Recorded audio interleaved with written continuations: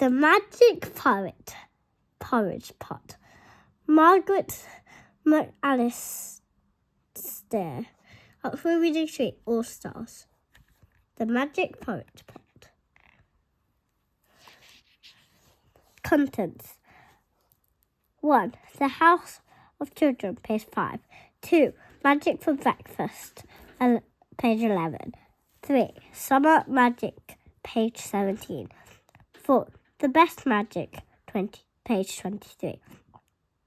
All About the Author, page 32.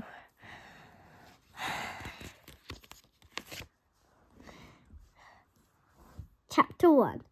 The House of Children. At the end of the village was Mrs. Molly's house. It had a big garden, and it was always full of children. None of them were Mrs. Molly's own children.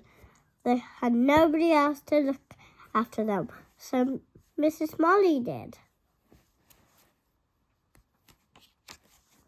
They were Charlie, who was still a baby, Pippa, who was nearly grown up, and Paul and Jenny, who were in between. Mrs. Molly worried about Paul. He was small for his age and never spoke.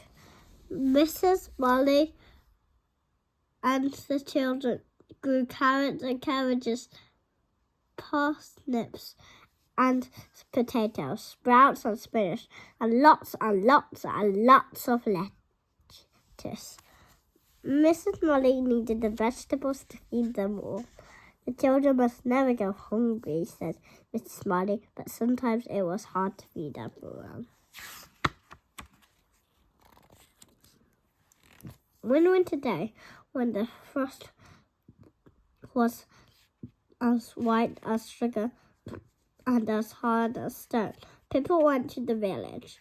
When she came home, she was so cold that her face was pale and her nose was pink.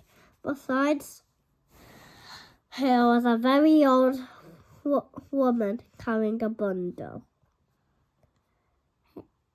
Hey, what do you think a bundle is? I met her on the way home, said Pippa to Mrs. Molly. She is on a long journey. She has nowhere to sleep tonight, so I brought her home. Good, said Mrs. Molly. Bring her in to get warm. Pippa took the old woman to sit by the warm stove. There was only soup for supper that night, but Mrs. Molly made sure that everyone had a share.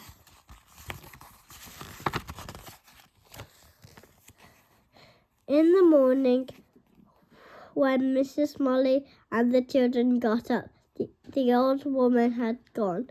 On the stove stood a large stone bowl with a lid on and a note. This is the magic porridge pot. It will never leave a child disappointed. Chapter 2. Magic for Breakfast. The children stood round the porridge pot. Pippa held on to Charlie in case it was hot. Mrs. Molly lifted the lid. Ooh, said Charlie. I'm hungry, said Jenny. Paul said nothing, but his eyes looked very big.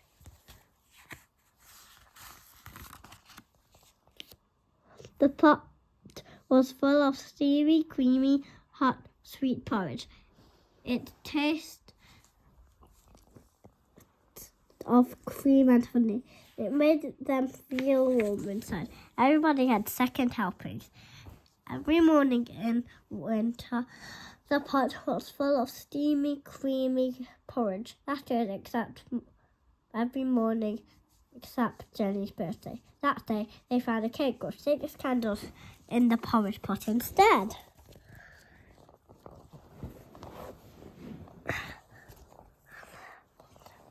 After the icy winter came the spring. Daffodils grew in the garden. The children woke up one morning and sniffed. A very nice smell was coming from the porridge pot. It smells warm, said Jenny. It smells like something that isn't porridge, said Pippa.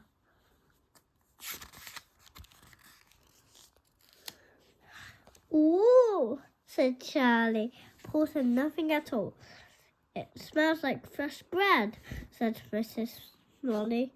She took off the lid. The smell was so delicious that everyone felt empty inside. Pippa lifted Charlie up. Paul stood on tiptoe. What did Charlie and Paul feel like when they smelled it and saw it? And guess what was, and you guess what was in there? It's something good.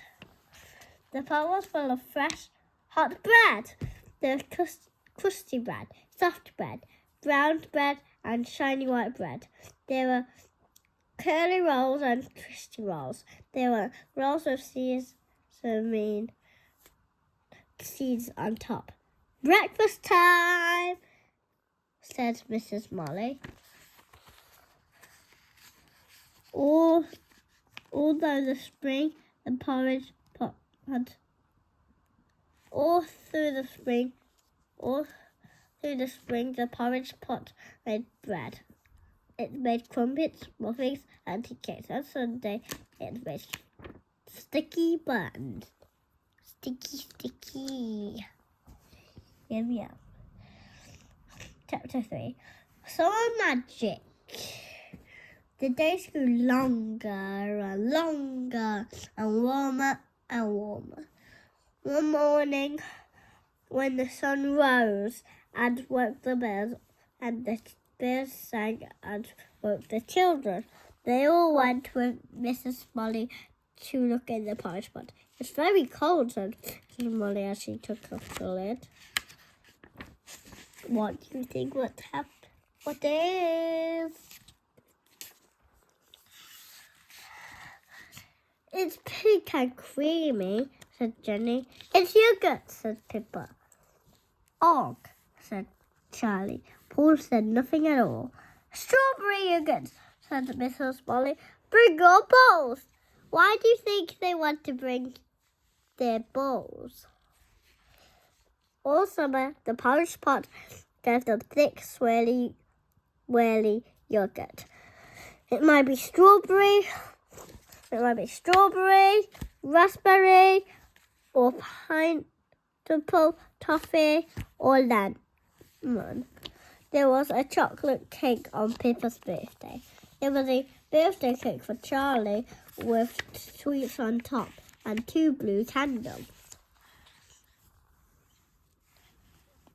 The days grew shorter and cooler. Birds gathered on the rooftops, ready to fly away. The leaves on the trees turned yellow. One cold morning in October, Miss Molly took the lid off the porridge pot. Yum! Beautiful. Yes, please. Paul said nothing, but his eyes looked enormous. Apple pie for breakfast, said Mrs. Molly. The next day it was chicken pie. The day after that, there was blackberry pie. Then vegetable pie. Do you like any of these kinds of pies? Apple.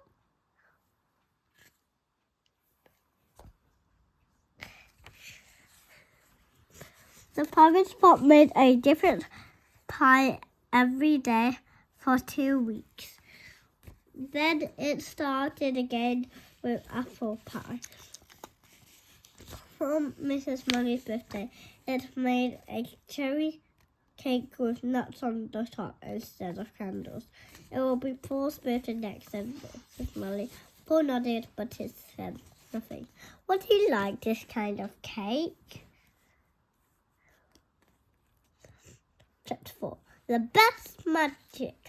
Winter came again. There was frost on the windows and ice on the One night, as the children were going to bed, the snow began to fall. I think the porridge pot will do something new tomorrow, said Mrs. Molly. I wonder what it will be. Do you think the porridge pot will do something different tomorrow? The answer is right. The answer is on the next page, but you need to listen carefully. Paul said nothing, but when they were all tucked up in bed, he could not sleep. Long ago, when Paul was little, before he came to live with Mrs. Molly, he was always hungry. There was never enough to eat. He could remember a day when he was very small and hungry. He had stood in the street and looked at a market stall full of fruit. There were bananas like big yellow smiles, and oranges like sunshine. There were raspberries, strawberries, and cherries as bright as straws. The woman at the stall had smiled kindly. She had given him a cherry. It tasted as sweet as summer. Don't you think the pictures of the bananas look like smiles? They do to me. Ever since then, Paul had dreamed of cherries. He hoped and wished for cherries from the porridge pot. He got up and crept down to the kitchen. The porridge pot stood on the stove. He tiptoed over the cold floor in his bare feet. He stretched up to hold the porridge pot. Please, he whispered. Cherries, cherries, please. Paul was very small and the pot was very big. On tiptoe on the cold floor, he wobbled. He lost his balance.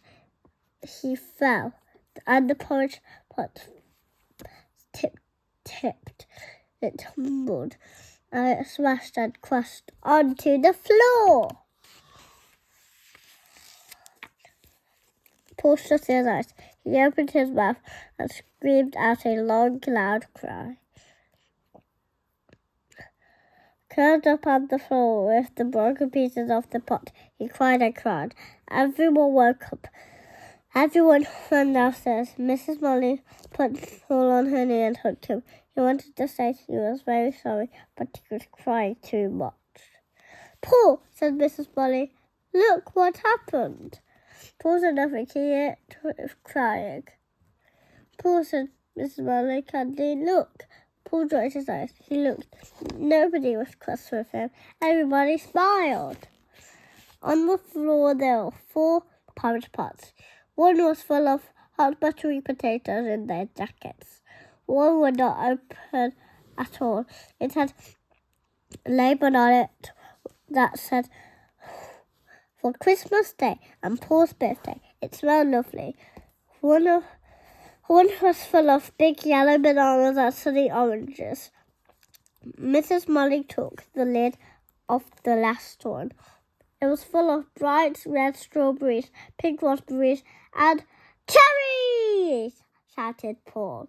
Dark, plump, shiny cherries, said Mrs. Molly. Yummy, said Jenny. They look like jewels, said Pippa. Oh, said Charlie. Thank you, said Paul.